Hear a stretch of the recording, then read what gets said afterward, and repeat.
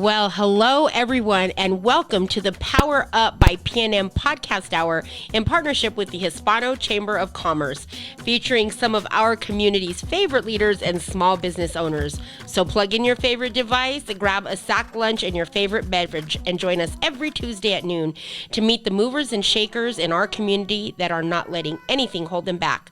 We are here to inspire you to continue to grow and scale your small business venture. Don't forget to call us at 505-842-9003 for all of your PPE supply needs.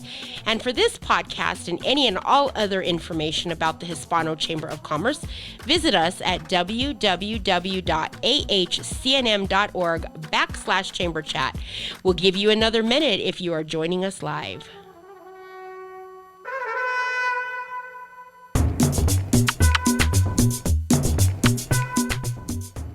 Hey, welcome everybody. This is JP Espinoza, your host for the Powered Up by PNM podcast here at the Hispano Chamber of Commerce. We're excited to have you. Today we have an amazing story. We're going to talk about the story of how one man went from selling cell phones at Verizon to building a $60 million company in less than 7 years. And we're going to have so much fun as we jump into his strategy, his wisdom, and how he can help your business grow. Hey, but before that, we have a couple of quick announcements. As you know, we believe at the Chamber we are one connection away from making your dreams come true, and you can meet those connections at our upcoming Biz Gratis, held on Wednesday, July 28th from 5:30 to 7:30 at the Jinja Bar and Bistro on the east side. We're going to have roughly about 100 people coming out, 100 people more, and this is going to be a great place to reconnect as we're building in a post-pandemic economy, because we believe that you can build anything. Now, we also have so many wonderful ribbon cuttings happening. This is a great way to meet your community leaders, your community businesses with other great community people. You come out to our business ribbon cuttings, you'll meet some wonderful folks. Now, to check out those listings of ribbon cuttings, go to our calendar events at our website at www.ahcnm.org. Also, if you're in need of PPE supplies, reach out to our chamber. We'll love to provide you. That happens between Mondays and Fridays between 9 a.m. to 1 p.m. But in order for you to qualify to get free PPE, you want to make sure that you're a business under 50 employees, you conduct business in the Bernalillo County or the Albuquerque city limits. You must provide your business information and register online, but we're here to serve your needs. Now, next week's podcast on August 3rd, we're going to have Dave Gibson with Rhino Roofing. He's a wonderful man. He's going to talk about how he built his roofing empire. So make sure you stay tuned for that event. And now there's so many wonderful things going on in the chamber because we believe in serving our community. So go to our website, look at all the wonderful things that are happening, and we hope to see you at one of these future events. But today we have a special guest, one of the guys I admire here in our community, because he built a company over the last 7 years that nearly exceeds $60 million, and he has a wonderful story. So, hey, would you welcome Frank Garcia to our show today? Hey, Frank, we're excited to have you, man. I've been looking forward to this podcast. That's a big audience. Yeah. JP, thank you for inviting me here, and thank you to the Chamber for hosting this event and PNM for sponsoring it. Man, yeah, man, we're excited, man. So, man, you were working at Verizon 7-8 years ago, and now you built a $60 million company, man. Congratulations. Yeah, it's been a wild ride. Yeah. You mentioned the gray streak. Yeah. So there's been some challenging moments, but it's generally been a very positive experience. Has it, man? So tell us about your business, man. What exactly is it that you do? So just to kind of piggyback off of your first statement, I did right out of college. I went to school at Texas State University. Yeah. I studied political science. I thought I wanted to save the world and thought it would take me to law school. Right after Texas State, I went on to San Francisco. Ah. Moved in with some friends from high school that were studying vocal performance there, and I needed a job. I thought I had $1,000 in my pocket that I collected as graduation gifts. Sure.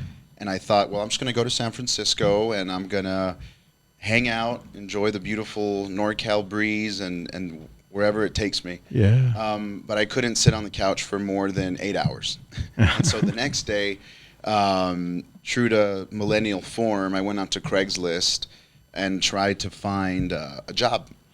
And there wasn't really anything that appealing. I knew I liked technology. I knew I liked, mobile technology. And so I saw an advertisement for Verizon Wireless. So it was actually a third party Verizon, but Verizon nonetheless. Right. When you want a job, you're going to go for what's most appealing to you in the moment.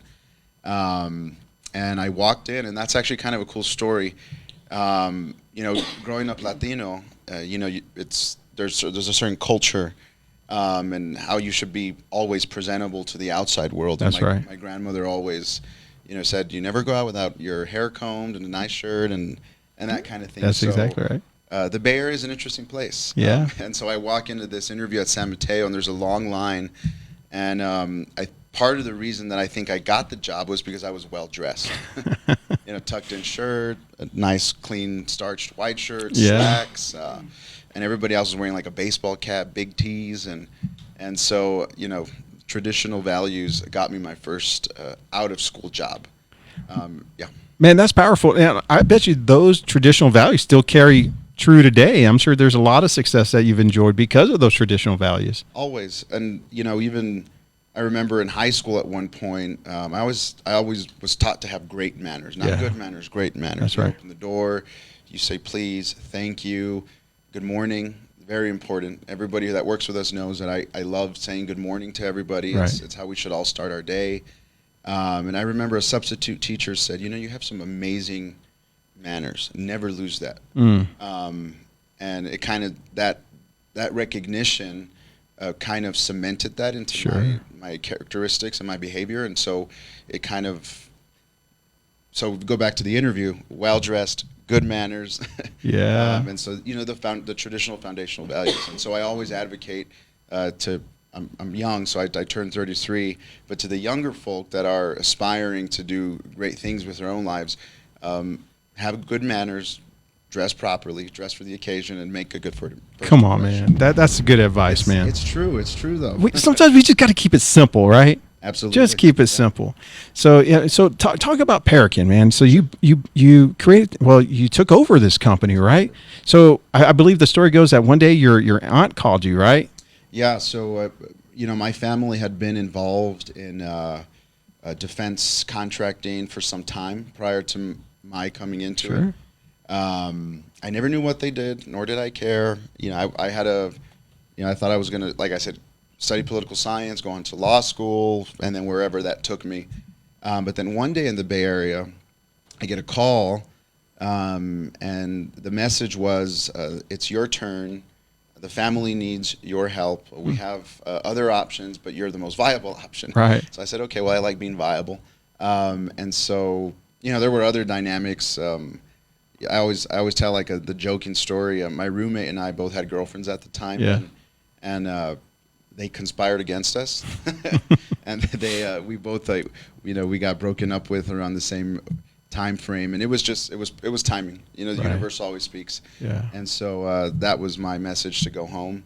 So I left law school, or not law school. I left the dream of going to law school. Yeah.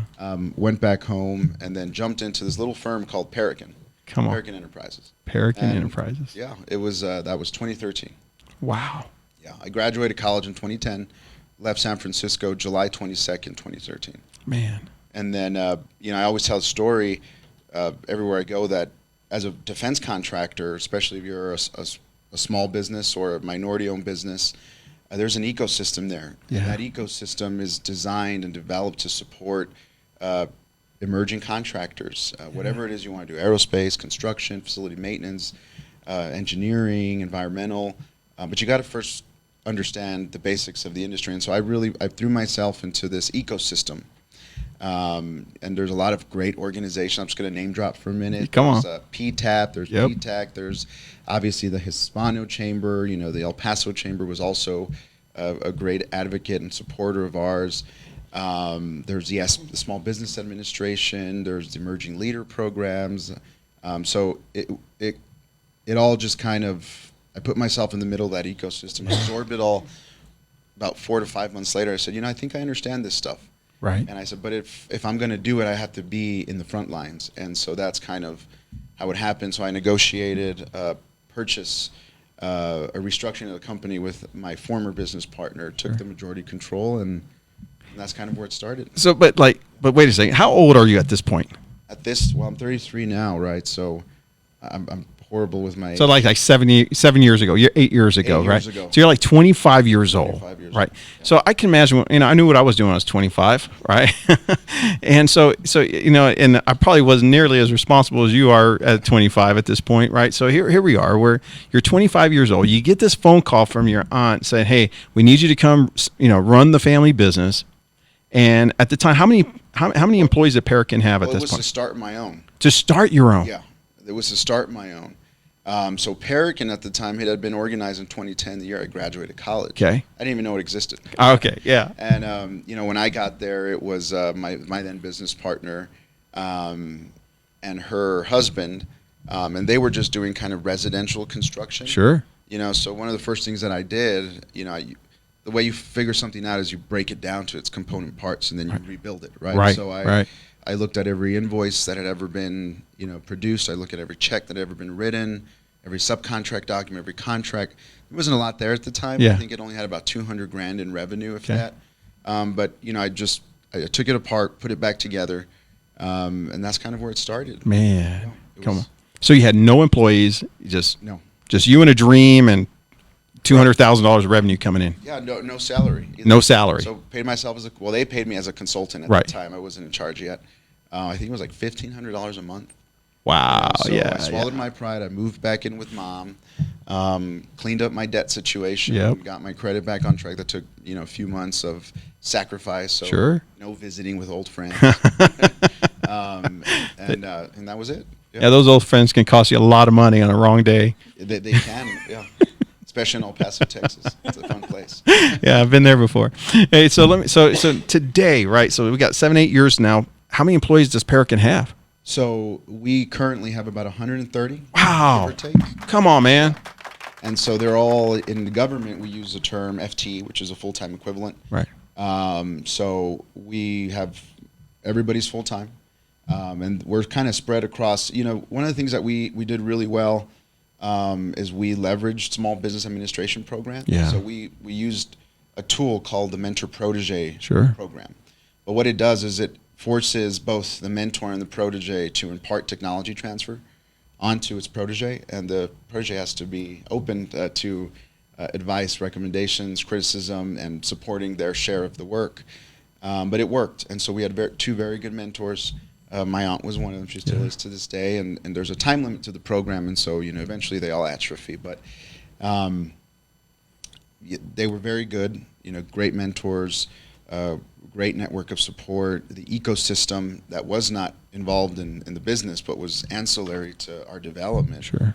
They kind of just poured everything into Parakin. But we were welcoming the support and the help. So what blows my mind, man. Here you are, like in 2013, you're coming out of Verizon. You were selling cell phones, right? Yeah. Okay, you're selling cell phones. A guy walking up to the counter like, I need the new iPhone type of thing, right? Right. So you're Correct. selling cell phone, not even the sophisticated stuff. Correct. Right. You get the phone call, and then now you build this like $60 million company. How in the world did you learn about the government contracting process? So it goes back starting with that ecosystem. Okay. I took all the 101s, how to write a proposal, how to manage federal contract, what is a financial statement, what is profit and loss, what's a balance sheet, what are the ratios that they look for. Right. So it's just kind of the foundational work that they don't really teach you in school. On top of that, we were fortunate enough to provide what I call program management support services to some of our mentor firms. So SBA likes to see that. They like to see subcontract work. And so we were fortunate enough to get subcontract work. So I would support what we call proposals, which is how we get the work, right? So we draft complex proposals, and it's a involved effort, multiple stakeholders, and you got to get hands-on, and it requires late nights, weekends, understanding all the different players and pieces, and how you bring basically a big research paper. Sure. Which at the time, political science. Yeah. What can you do with that? But what they teach you in a liberal arts degree is how to research, read, write, cite your sources, peer review documents, both your own and others. And so essentially that's what a proposal is. You're just doing that over and over and over. And so you didn't know that you were being groomed to run this multi-$100 million company in the future here. No, well, yes and no. You just didn't know where it was going to go. Come on. Yeah. You did, we didn't know where it was going to go, and it ended up working. And 2015, we won our first $1 million contract. Wow. We had a Hub Zone certification, which is another program within the Small Business Administration that gives you a competitive advantage in a reduced marketplace of similarly situated firms. But it was, nobody thought we could win it, and it was nothing complex. It was abatement carpet at Kirtland Air Force Base here in Albuquerque. Again, so I had to get everybody's buy-in to support the effort, because on our own we couldn't do it, but together we could. Man, so for that person listening right now who says, man, I've always wanted to get into government contract, just don't know how, and maybe they're not even offering a service that they think the government will perhaps buy, if you would. How do you tell someone, like, how do they start getting involved? Well, they buy everything. They buy everything, don't they? And I had to learn that, and there's ways of knowing that, but start with the basics. Go to the procurement summit, participate in that. I encourage everybody to participate in the procurement summit that the chamber hosts. Join organizations, hear from other people, but they buy everything. I mean, they'll buy priest services. I mean, that's how they advertise it. They'll buy porta potties, construction, IT, equipment, hardware, software, everything. They purchase everything. Wow. And the way that the government is structured, so by congressional act, 1% of all the revenue must go to small businesses. And then they filter, down to various socioeconomic categories. So there's a way to play there, but you got to do the homework first. Is it hard? It's been done before. Come on, baby. Come on. Come on. It's hard. The time commitment is hard. Yeah. The focus is hard. The concentration is hard. Rolling up your sleeves and doing the work is hard. Yeah. When you are a federal contractor, you almost have to have a business to just know how to manage a contract. Right. And that's probably the most difficult piece. Right. So it is difficult, but it's not impossible. And so I would say teamwork, strategic partnerships, find yourself a good mentor. Yeah. You do those three things and immerse yourself in that ecosystem, it's going to be a little easier. Man, that's great, man. So when you go back to, when you first started the company as you were growing it, did you ever feel intimidated or a little like, man, this is huge? Or were you just in the hunt and just swinging at it every day? Talk to me about that. Very focused. I always told people I thought that my age would be a disadvantage. Sure. And so for the young people out there, never diminish where you're at in life. Never. And it was actually an advantage. Yeah. It was an advantage because people wanted to help me. People wanted to impart their wisdom onto me, and you have to be open to receiving that, right? Yeah. And so I absolutely was. I even remember one of our contracting officers, which is the equivalent of a buyer. When we won that big contract here at Kirtland, it was $1.1 million. Wow. I use that as an anchor, by the way, to relocate to Albuquerque. Come on, man. But she told me, Mr. Garcia, I know you're young, and I know this is your first federal contract, so don't let us down, And so that stuck with me as well. You got to perform, and we did, and she's still our customer to this day. Wow, man, that's with huge. a different agency, and the contracts are now much larger. But. Yeah, I've been in the insurance business, 20-some years now, and I remember. So someone told me, very similar guys like you, they would go in our community when I lived in Houston, very successful guys. And there was 3 mentors that I had, and they were all in government contracting. And all 3 of them told me the same thing. They're like, JP, you're a really great guy, but the government won't buy your services for whatever reason, just because I was selling retail, institutional sales, et cetera, et cetera. So I said, there's got to be a way. Well, there was an RFP that came out, and man, at this time, I didn't even know what an RFP was.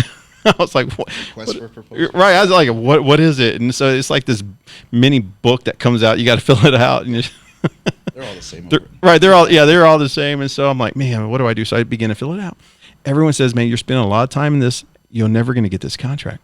So I submit it, and then I got invited back, right, for round 2. And then I was like, wow. So they asked for more information. And then I got invited back for round 3, which was an in-person interview. And I ended up getting a third of the contract. At the time, it was probably like a $26 million contract for investable assets. And what was really fascinating, man, is that contract really changed the course of our business. Wow. We were able to hire employees. We were able to grow. And I think I was 27 years old when we landed that first. So we have a similar story. Yeah, we have a similar story. And I never will forget, the guy, his name was Larry, and who was the head of risk management for the county that we won that contract with. He says, just please tell me I didn't make a mistake when I hired you. So when you said that, that was the exact same words that he shared with me. He said, we have 14,000 employees, 26,000 retirees. You better not mess it up, kid. You know, and that's one thing I learned a valuable lesson during those years. I learned a very tough lesson. That lesson was that success can kill your business faster than failure can. That's very true. You know, and I wasn't prepared for the demand that came with that contract. And I remember just freaking out, like, what did I do? You know, because, you know, our name was on the line, contract was on the line, you know, man, you have contract obligation. Man, I could be sued if I can't deliver, you know, and I took the money, you know, I took the first payment and just, so I found out that success can kill your business faster than failure can. And so If you're not ready to support growth. that's exactly right. That's why I learned about the need to expand your capacity, you know, so capacity has such a big, but anyhow, man, those are things that I learned. That's key though, because I think at certain milestones throughout our development, there was that feeling in your gut which said, I need to make a change, I need to make an addition, Right. I need to make an improvement, make the investment. Right. You know, don't cut yourself the bonus, make the investment in the person or the system that's going to help you scale that growth. And, you know, although there were moments where I felt that, like you did, Right. I ignored it. Right. And it was to our detriment. Man, it happens. And you have to correct course fast. Real quick. Yeah. Hey, man, we're going to go to commercial break. When we come back, we're going to learn more about Frank Garcia and Perican, and we're going to learn what makes Perican grow by understanding who Frank Garcia is. So let's go to commercial break. All right. New Mexico has long been a land of potential. We could be this. We might do that someday. For renewable, affordable energy, someday is today. The PNM parent company is merging with Avangrid, a national leader in clean energy. We'll continue to invest in technology and energy infrastructure benefiting the state. We'll make 100% carbon-free energy by 2040 possible, while keeping bills affordable. New Mexico is more than a land of dreamers. We're doers. All right, we're back. Hey, I want to give a big shout out to our sound engineer, Mr. Paco. There we go, Paco. Congratulations, Paco, for being a great sound engineer. Thank you. I love Paco. If you don't know Paco, you got to get to know him. Anyhow, so today we're with Frank Garcia. If you missed the first part of this podcast, ladies and gentlemen, you need to hit the rewind button and go back to the beginning, because Frank was dropping some wisdom on how he went from selling cell phones like iPhone at Verizon like 8 years ago to building a $60 million company. And his trajectory is going to be excess of $100 million in the near future. So you're not going to want to miss that. So we're back in studio with Frank Garcia of Perican. And so Frank, talk to me, let's talk a little bit about, like, you know, in terms of the mindset, you know, as you're building this company and now you have over 100 employees, and talk to me about, like, how has your thought process changed from when you first started the company to now that you're really growing, expanding the company?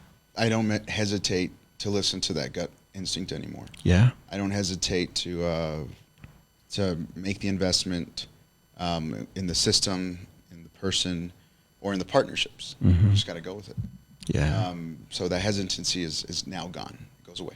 It goes away. You just it's a business decision at this point. Correct. And not just that. Now I know not exactly, but we know what we can and cannot do. Right. You know, whereas in the beginning, you want me to? I'll plow the streets. We'll mow the grass. We'll do snow removal. We'll do janitor work. I'll give you an engineer. You know, so Yeah. You take it all initially, and then your business life cycle matures, and so Right. you mature well, hopefully with it. Yeah. No. Or Absolutely. not. But Yeah. In those early years, you're just saying yes. You know, what can I do? Yes, I'll do anything. Right. Yeah.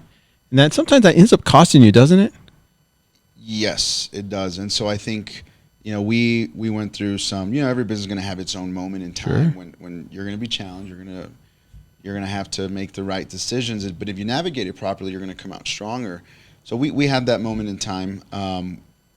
But you know, one of the things that I did, recognizing that I am 33. Yeah. I'm not an engineer, and we have quite a few of those on the team. I had to surround myself with a management team Right. that had the skill set that I didn't. Right. You know, and that's not normal for a lot of small businesses. Mm-hmm. They don't feel that they need to scale, and it all depends what your business plan is. So if you just want to stay a 2-person project management firm and you can reap the rewards quicker, and that's fine. But if you want to scale, if you want to grow, if you want to be able to offer comprehensive solution to a customer, you have to have that support team. And so, this past year and a half, we have made the investments as an organization so we went through some mini acquisitions, several contract novations, which is a complex process. Yeah. But it's done, that's a long story. But what we basically have to do, and then I'll get to rounding out the corporate Sure. team, is what we did different than I think what most companies in our sphere is we actually not just did the mentorship, but we institutionalized what we learned. Right. And so that manifested itself in what I call 3 divisions. I mean, divisions, other companies use that. But so we have an advanced engineering division. Okay. We're doing some pretty cool stuff there. I bet. Yeah. So for Richard Branson and Elon Musk and all those guys, we're doing some cool stuff. Come on, man. You're working with those fellas. Well, I'm proud to not with them. No, we work for the United States Air Force. Man, that's so cool. But without saying too much, it's the work that the engineering team does, led by my business partner, having my minority business owner. It's what we call hypersonic technology development to help us develop a strategic advantage for the United States. Come on, man. How And cool is that? It's super cool work, Dude. And there are people out there with IQs that are Yeah, very yeah. large. Yeah. And a really impressive set of individuals that work and support that program. So we have an advanced engineering division. We want to do some pretty cool stuff both in the commercial and in the federal sphere. We have what we call a professional services division, more traditional government services, technical, some advisory and assistance support services, some lighter engineering type work, business consulting, some environmental work, some really cool environmental programs that we've supported out for some time. And we have a general construction division. Okay. So there's a lot of diversity Sure. in the organization. And so what I always tell young leaders is, there's certain personalities where you need to line everything up perfectly. Sure. You can't do that. You have to be willing to shift gears at a moment's notice. Man, people don't get that, right? Like a lot of people think that success is linear. And it's not a lot of times. It's like what you said. It's just you have to shift and you have to move and you have to make something out of a mess that you have, right?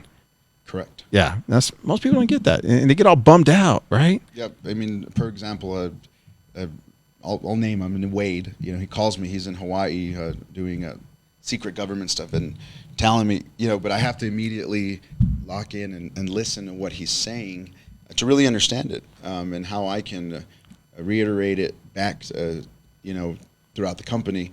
And then I'll get a call from the construction division or the environmental program. And so you're constant, or financials or something happens, Right. so you got to just, be nimble and shift gears So quickly. So you got advanced solutions, you have professional services, and then you have like general construction.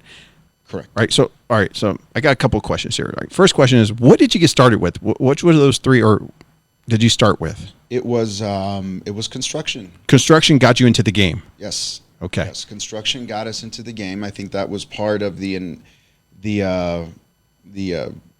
expertise of our then mentor. Right. They were a construction firm, so we kind of mimicked them. Sure. Or followed them, but that's where it started.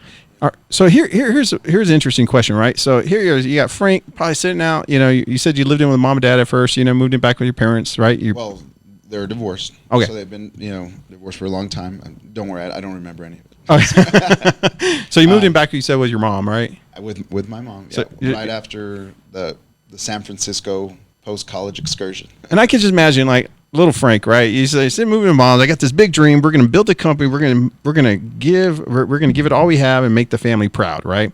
And I move into general construction, and you're sitting here like, man, we got this first contract. We're working at it. Do I want to go get this next contract and then hire people? Or did you surround yourself with the right people and then went after a new contract as you begin to grow? So the contract was intentional. Okay. I think winning, we didn't know we were going to win, but the attempt to get work was intentional. Right. And so in one of the programs we participate in, it's called the 8A, Okay. Small Business Administration Development Program. They call it 8A, so the number 8, parentheses, little a, because it's Section 8A of the Code of Federal Regulation. Gotcha. So it was a program designed, I think it was under the Nixon administration. Okay. I'm not too sure. Proof that when Congress does things, they can do some really big things that can lift people up. And so this program has had the effect of doing that for normal minority community, Right. disadvantaged community, for tribal communities, for the Alaskan Native community, for the Hawaiian Native community. So it's a really important program in the economy, but it's had the effect of lifting marginalized communities out of, not all of them, but certain sectors. So but there's inroads to really help people grow. we wanted to get in that program. Come on. So I had to go get the federal contract so that when we get into the program, we can hit the ground running on day one. And so we did that. And so right out the gate, we got the contract. We performed successfully. We had some other customer base that was a prerequisite for eligibility. We get the certification, and again, all that work that I had exposed myself to, putting myself in the middle of that ecosystem, came to fruition once we got that certification. Wow. Because we knew how to leverage it, market ourselves, and we went in, ground running. So step one was becoming an 8A. That's what you had to become first. If you want to be a federal contractor, you don't need it, Right. but it certainly gives you an advantage that you otherwise wouldn't have. And you can, this is one of the things that we're working on with the chamber. Yeah. Which we can't announce yet, but I think it's going to be a very exciting program throughout the Southwest. But we're gonna rebuild the base of 8A companies in New Mexico and across the Southwest. Man, you truly are a champion for New Mexico, man, because that's going to be huge, and we can't wait to unveil that, man. And I certainly want to participate and help you champion that effort. In terms of, Frank Garcia, the private man. A lot of times, talk to me about some of your goals and your dreams. Where do you want to grow from here? I mean, you're doing so many great things already. So it's a 9-year business development program, Okay. so it's a commitment. So I still have about 4 years left. We. So we have to see that through completion. Right. One of the big risks anytime you operate in a reduced competitive environment, you don't always maintain that advantage. Sure. So what I've been focused on and what our management team has been focused on is laying the groundwork far in advance so that when we do graduate from this program, it's not as disruptive as it otherwise would be if we did that important planning work. Right. And so, going back to how we rounded out the corporate team, so each of our divisions has very experienced leaders, division leaders, very competent, qualified persons that have expertise that I would never have. I made other investments, brought in a CFO, a CIO. A lot of businesses don't do that. It's expensive. Right. It's very expensive to build that kind of an administrative management team. But properly managed, it can be very impactful. Yeah. So it is a little more traditional. Everybody says the new business models, you're kind of flat. Right. But we are government contractors, and it requires a level of a traditional business structure. Right. And so we've definitely followed that. But it's been working. I mean, the growth we're experiencing across the 3 divisions is pretty remarkable. Is it? Yeah. Man, So I that's can't great. get involved in every proposal now. Sure. It's impossible. Yeah, oh man, that's so But that's a exciting, good man. Because we trust. So what do you? So as a CEO of Parakin, what do you do? Spend your day? What does that day look like? So it was funny. I was having a conversation with a friend of mine. He said, "What do you do, man?" I said, "Strategic vision." That's what we do." Strategic vision. And he just laughs. He's like, "That's something that a CEO would say." Yeah. But whatever happens in the day, so I manage now this executive management team. So I do a lot through them. I try to stay connected to the field operations to the extent that I can. You don't want too much distance between what the magic, which happens in the field, Right. and what happens at the corporate office. So I try to get out there, learn from everybody, hear their stories, come back and make the changes that they want to see made. Right. And oftentimes they have great ideas. So I always tell when I hire somebody for the corporate team, I say, we're not a top-down company, we're a bottom-up. That's right. And we lead with the heart of a servant. Come on, And baby. if you don't have those values, and you don't really fit here, because we work for them. That's not right, the other way around. man. And so and everybody thankfully believes in that. So it's Yeah, man. God bless you, because I believe in that same leadership. If you really lead with the servant's heart, you'll be surprised how many people will follow you. Yeah. It's absolutely true. So what kind of books do you read, man? Like, how do you stay sharp? Like, what do you do to for your own personal development?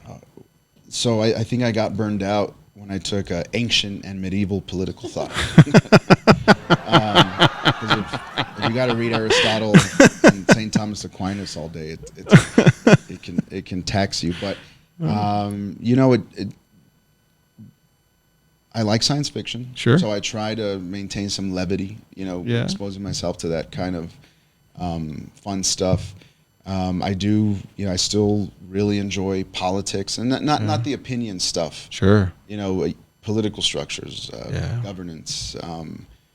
How different societies do different things, how their congresses are organized, and how they. So I spend a lot of time reading that boring stuff. Yeah. I enjoy foreign policy, and so that actually works really well as well. So a lot of the work we do is to support what a program called the Nuclear Smuggling Detection Deterrence Program, but that all kind of ties into a broader strategic arms reduction treaty that the United States has had. So the political science degree came in handy because I was able to understand kind of the big picture. I read a lot of articles, a lot of news, that kind of thing. Man, that's super cool, man. It's hard to read a book these days, though. It is tough, isn't it? It's tough to read a book these days. Yeah, I know. I try to read like at least 2-3 books a month. I read emails. I read a lot of emails. Thousands of emails a week. Does that count? I know, that stinks. When I open my inbox, there's like 140 some emails this morning. I was like, it's wild. It's crazy, man. That's another challenge. Is I'm always trying to force new ways to communicate. Yeah. So now there's new mediums. It's not just about email. Now you have these in-betweens that try to aggregate everything. Yeah. So it's kind of cool. And it sounds so bad. Like, even it's hard to answer a voicemail sometimes. Like, people leave you a voicemail. Like, man, I got to return my voicemails. That's tough. And we started like a true millennial-run company. It was Vonage business, Dropbox, cloud technology, mobile technology, and that's how we started the business. Wow.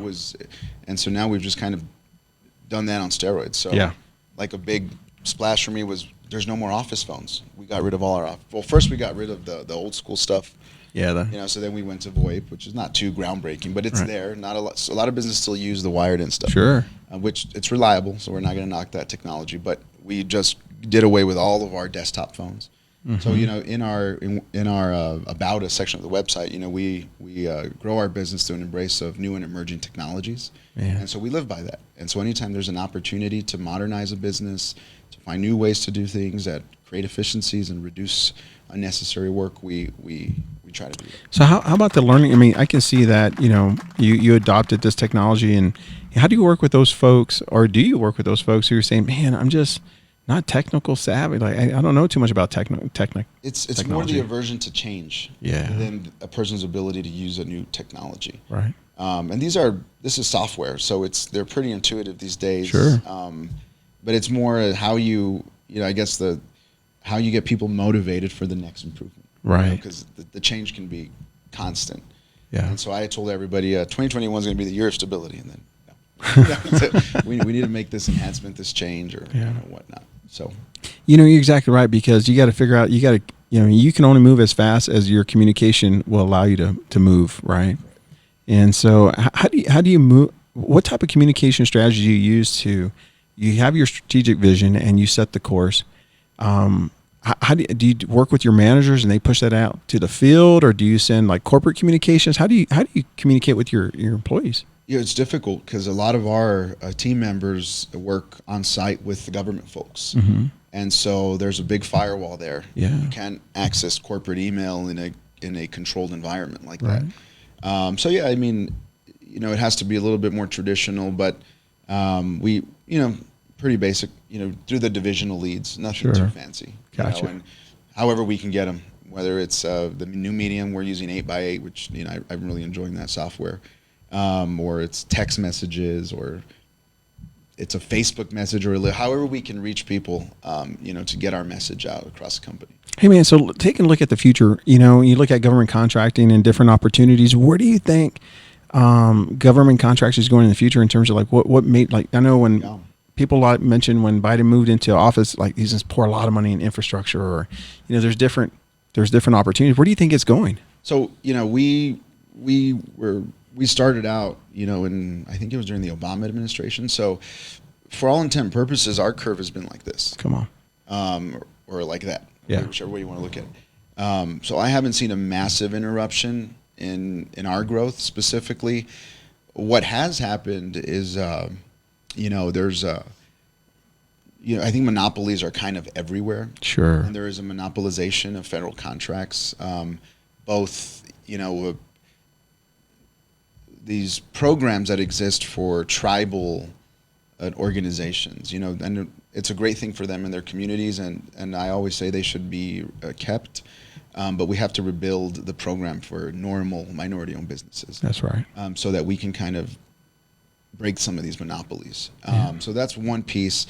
The government tends to bundle everything together. Right. So the larger a contract gets, the harder it gets for small business to be able to compete for it. So I think there needs to be a lot of, and we all know, there's those of us that work in the industry, and these are things we gripe about, but there's good work being done. There is going to be a lot of money poured in. Right. There was certainly a lot of money in the previous administration, and that seems to that will continue. There seems to be more of a focus on minority programs, which is always a good thing. So that's what I see. The danger is the bundling of important work into bigger contracts, that they're out of the reach of a normal small business. Man, this is the monopolies. They got to kind of be. Man, those are things that certainly need to be addressed. We want to learn more about it, but we need to go to commercial break. But hey, Frank, when we come back, I want to talk to you about. I want to talk about how one woman made such a big difference. That you call her your mentor. Sure. How one relationship made a massive difference in your business. So when we come back, we're going to talk about the power of mentorship. So let's go to commercial break. New Mexico has long been a land of potential. We could be this. We might do that someday. For renewable, affordable energy, someday is today. The PNM parent company is merging with Avangrid, a national leader in clean energy. We'll continue to invest in technology and energy infrastructure benefiting the state. We'll make 100% carbon-free energy by 2040 possible, while keeping bills affordable. New Mexico is more than a land of dreamers. We're doers. Hey, welcome back, everybody, to the show for the PNM Podcast Hour. We're with Frank Garcia with Parakin, and what an amazing story. I hope that if you haven't had the opportunity to listen to this entire show, you go back and you listen to it from the beginning. Here at the Chamber, that we believe that you're one connection away, and really one connection away from making your dreams come true. And I know that, I've heard you speak before about a positive mentor who made a big impact in your life, right? Sure. So first, there's many mentors. Sure. And there's our formal mentor, which has certainly been consequential to our development in a really meaningful way that puts dollars in the bank kind of thing. Mm-hmm. And then there's been mentors that have given more, philosophical type guidance. And so I think who you're referring to, and there are two. So I guess my formal mentor, they're based in El Paso, and we continue to work with them, so that's ongoing. But I think what you're referring to is when I first moved to New Mexico, there were two women that kind of, embraced me and took me under their wing, and I'll name drop them because they're legends. But Edna Lopez, she's the owner of Compa Industries, and they do some very special work for the Department of Energy, specifically out at Los Alamos. But when I started with her, I rented a tiny little office, and then it became two. And then it became three. And then we took over the wing. And then we got the wing and the top floor. Wow. But she was always extremely, if I needed to know something, I knew I could walk in her office. Yeah. And, she's kind of just black and white. This is how you do it. And then there was another woman, her name was Anna Muller. Yeah. And I think she's a staple of the community. But she was so important in helping us make some of the more strategic connections that are essential to development of an organization, political connections, connections with big business leaders. But she had a lot of sayings, and I always tell we're in New Mexico, right? So she said, once you go blue, you never go back. The reference to blue corn. And she was just a huge advocate for New Mexico. I always like to say I was her last disciple in many ways. And then, unfortunately, she passed recently, but she left behind a huge legacy. Right. She was my friend, and she showed me New Mexico and took me everywhere. And a huge advocate for downtown, by the way, which we have to see a lot of revitalization here in downtown Albuquerque. Oh, yeah. So to honor her, we put our headquarters in downtown New Mexico. Did you really, man? Downtown Albuquerque. I'm sorry. That's awesome, man. So she would be happy with that. I bet you she would, man. When you begin to look at mentorship, it sounds like mentorship played such a huge role in your growth in your business. Correct. What do you think? What type of mentors do you think people should, for our listeners today are saying, you know what, I don't have a mentor. Perhaps I need to, start building relationships with one. What should someone look for in a mentor? Integrity. Integrity. I think that's important. Ethics, reputation, and trust. Yeah. I think so here comes my political junkie. Secretary of State George Shultz said, trust is a coin of the realm. With it, you can do everything. Without it, you can do nothing. And so the foundation of a good partnership is, are you going to honor your agreements? Are you going to give the contract or the subcontract? Are you going to pay on time? Are you going to pay them? Are they going to pay us? The exchange solidifies the inherent trust. Mm-hmm. And so find a partner and a mentor that's willing to not just do lip service, but actually help you make the connections. That's going to give you some subcontract work. That's going to joint venture with you. That's going to help you when you need it the most. So that's going to take some time there. But, the programs are designed in such a way that they want to encourage mentorship. Yeah. And so they're out there. But, again, you got to put yourself in the middle of that ecosystem and just kind of explore it. Right. Here at the Chamber, we believe in building those connections in this mentorship process, and I encourage our listeners to come out to the Chamber and build relationships with our board, build relationships with one another. But those mentors are super important. You talked about the need for 8As in New Mexico. When we look at the growing numbers, or is it really a growing number? Or is it more of a deficit of 8As here in New Mexico? There's, from what I understand, there's a deficit, not just in New Mexico, but kind of across the country. Is that right? Again, that has to do a lot with some of the monopolies that have developed in other parts of the 8A program. But again, monopolies are kind of everywhere right now. Right. So there seems to be an attempt to reel them in. I think Senator John McCain and Claire McCaskill were trying to work on that, and then, unfortunately, it didn't happen. But so we're going to rebuild that base, in partnership with the Chamber, in partnership with MBDA Center, in partnership with other business leaders, and so that'll be exciting. Yeah. And I think that it's going to be a real flagship institution in New Mexico. Oh man, I see it. I see it. I'm so indebted to government contracting. It really broke the cycle of poverty in my own personal life. Just because it gave me an opportunity to really showcase my abilities and deliver on my promises, and I think that if anything, that gave me a lot of pride, internal pride that I believe I can do anything. And I think that there's a lot of our businesses right here in our local community who need that spirit of pride, and they can probably, and when they have a pathway on how to do that, it's not just something we're pursuing, but something we're realizing. And I think with your leadership and what you're doing on our board, we can certainly bring a lot of pride back to New Mexico.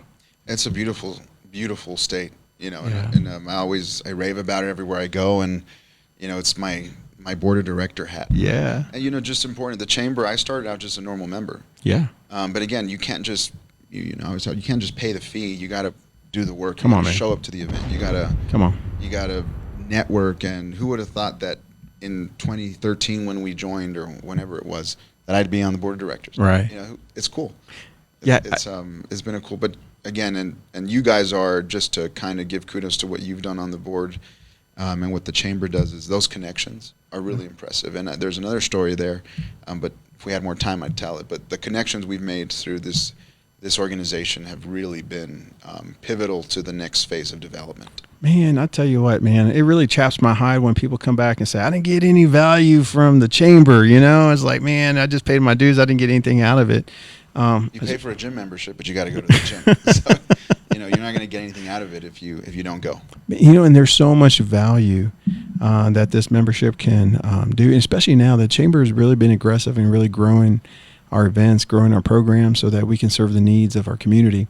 I think most people don't realize that, and I always give Ernie such a, huge applause, because during COVID, he really championed the effort for the Hispanic business community. He did a great job, and we have great leadership along with the rest of our staff. Now we have like 27 employees, so it's hard to go through everyone, but, we really grew. But when I think about what the Chamber has done for us, it is so powerful, man. I love this organization. I love our mission. In terms of like for you and how you got involved, How did you really build those relationships? Did you reach out to the chamber, or did you, help solve a problem? Like, how did that work for you? So first, I knew that the Albuquerque Hispano Chamber of Commerce was a pillar of New Mexico and a pillar of the Albuquerque economy. And so I knew I had to be part of the organization. Part of it was Anna Muller, Yeah. taking me all around and telling me who I needed to be and where I needed to go and who I needed to meet. I was fortunate enough to do, there's SBA, used pre-COVID, and I'm sure they'll bring it back. It's called Emerging Leaders. Mm-hmm. And so one of my first experiences with the chamber, I guess SBA and the chamber had a partnership, so we used their conference room. Right. And so that's kind of where it started. And I get email blasts, I get phone calls. You guys do a great job of outreach. Participate in the event. You never know who you're going to meet or where it's going to lead, and it's pretty powerful. I mean, the work that's been put in, that I put into the chamber, it's given back. Yeah. So I think today I'll be at a very important private dinner with the governor of New Mexico, so we can tout economic development. Yeah.